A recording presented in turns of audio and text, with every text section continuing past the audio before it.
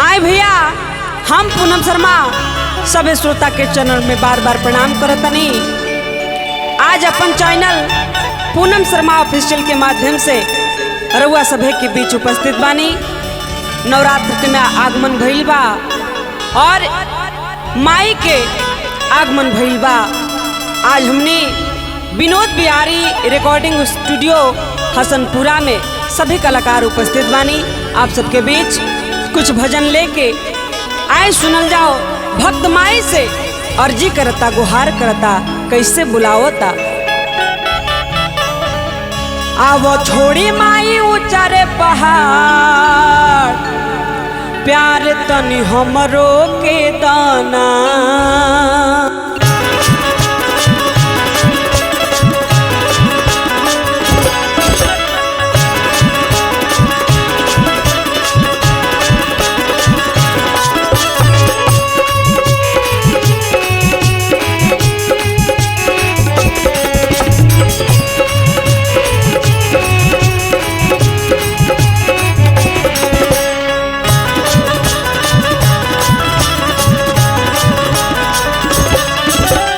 छोड़ी माई ऊंचार पहाड़,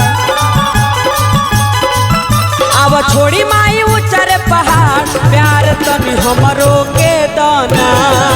अब छोड़ी माई ऊंचार पहाड़, प्यार तनी हमरो के दाना।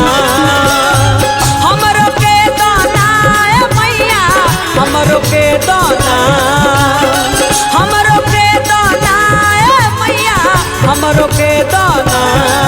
तोहर सेवा का करत बापू का,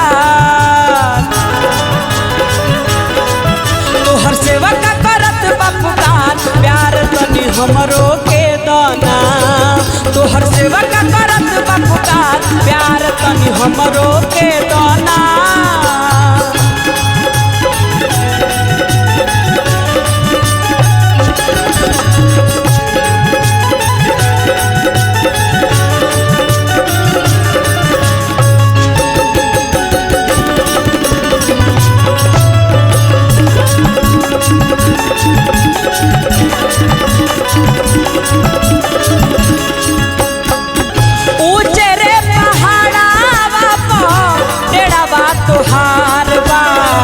चलल नाही जाला दर्शन करके विचार बा।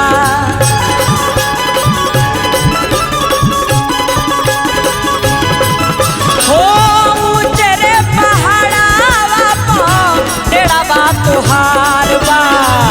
चलल नाही जाला दर्शन करके विचार बा। तनी सुनल तू अर्ज हमार, तनी सुनल तू अर्ज हमार, प्यार तनी हमरो के दाना।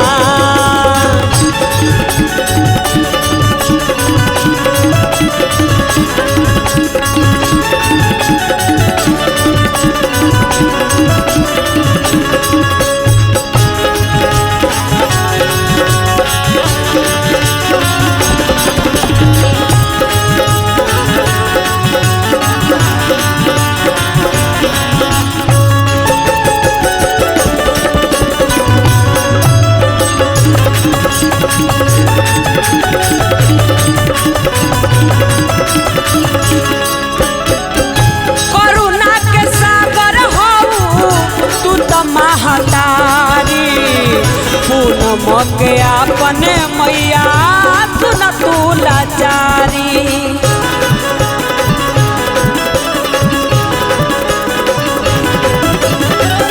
करुणा के सागर हऊ तू त महतारी, पूनम के अपना मैया सुन तू लाचारी। निकेशो बाबा पकर तू विचार, तनी छोट पकर तू विचार, प्यार तनी हमरो के दाना।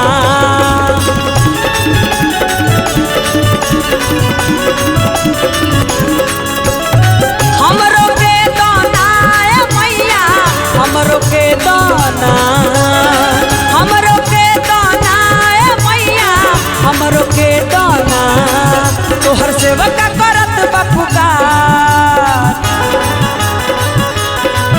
तोहर सेवा का करत बपुकार प्यार तनी हमरो के दाना तोहर सेवा का करत बपुकार प्यार तनी हमरो के दाना तोहर सेवा का करत बपुकार प्यार तनी हमरो के दाना तोहर सेवा का करत बपुकार प्यार तनी हमरो के दाना तोहर सेवा का करत बपुकार प्यार तनी हमरो के